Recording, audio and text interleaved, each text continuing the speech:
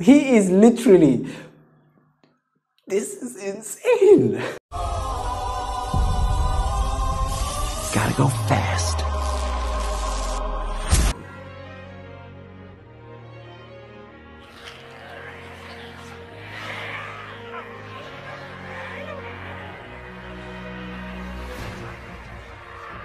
Actually, this video it's not going to be a review. It's going to be more of a speculation. But I actually got a hand. I got a hand on the first chapter of the story, and I do have some issues, which is speculation, right? I'm not really reviewing the story. I don't know how things will turn out. Yeah, I'm in the same camp as you are. I'm just so excited because I was watching this guy's videos ever since he had like 15 to 20,000 subscribers, and I've watched a ton of his videos. I don't watch every one of his videos, but I've watched hundreds and hundreds of his videos, and I really love his content. From what I've seen so far, I am very impressed. There are four things, okay, four things. Three of them are a positive, one of them is a negative. The first thing that you have to understand, and why I really love this particular chapter, is where Daniel starts the story. He does not start with some epic prologue 10,000 years ago. A lot of fantasy authors are obsessed with the world building, they are obsessed with the magic system, and they are obsessed with how awesome the Dark Lord is, and a lot of the times that just is where they start. Basically, they will start with a prologue 1 million years ago, and we will cut to a farm boy, and that is boring. That's not what Daniel does. I was surprised because Daniel is a fantasy nerd. He is really basically the definition of a fantasy nerd, okay?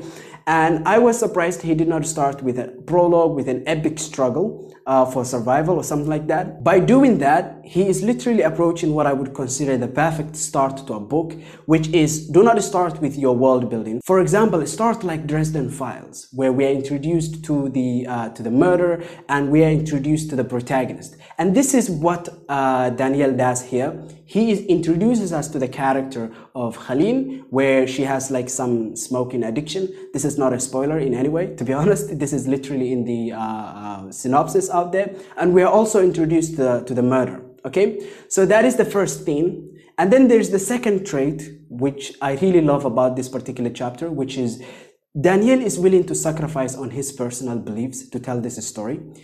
In the past, he has expressed that he loves grimdark. Sorry.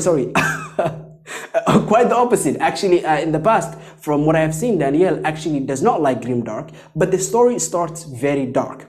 And that tells me that Daniel is willing to sacrifice on his personal beliefs in order to do what the story requires of him. I am really glad that Daniel has actually included grimdark elements in his fantasy, because to me, that is Daniel doing what is required for the story to work out. And then there is the third thing that is promising about this particular novella, which is the character of Greene. I speak Arabic, so Kha, this KH is read as Kha. So that would be Greene. I don't know how Daniel would read this particular name. It's a very weird name, but Greene is how I read the name. And so this particular girl is very promising as a protagonist, which I am very, very happy with, because I love protagonists that have potential to have basically complex character arcs.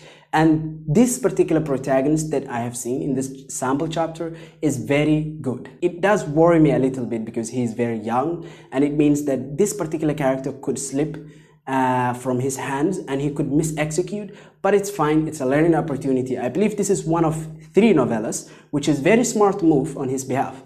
Very, very smart guy. That, like, from what I can tell, very, very smart guy. But there is one negative, there's one issue here, which is the prose.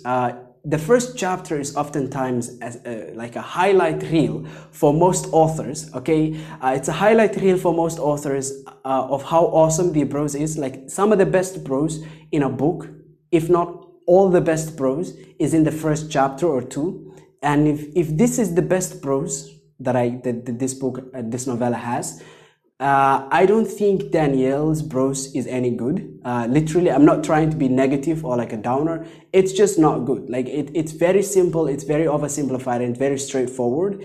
There is not major mistakes with it. but it's not at the same time taking any risks. It's basically as dry as prose can get in the fantasy genre. But I am also bothered by this because Daniel in the past has expressed he doesn't like a lot of modern fantasy prose, and a lot of fantasy prose seems to be very passable. My hope is that Daniel can keep up the positives, because in my eyes, if you can do mostly well, you are a good fantasy author.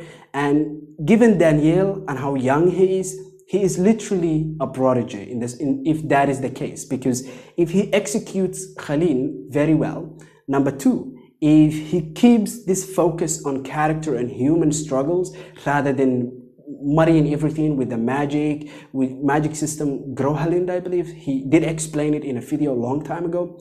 And then the world building, which he did explain in another video a long time ago, back in the day. But you know, if he does not really get distracted by all of that, and he instead keeps focusing on the human, which he has done in this particular story, bless him, and he's going to really do well in my eyes. I do hope that this turns out very well. Again, this is mostly a fan speculation, so don't take it the wrong way.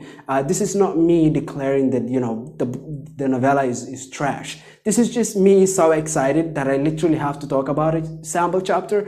Yeah, that's how excited I am for this, okay? Thank you for watching and have a nice day.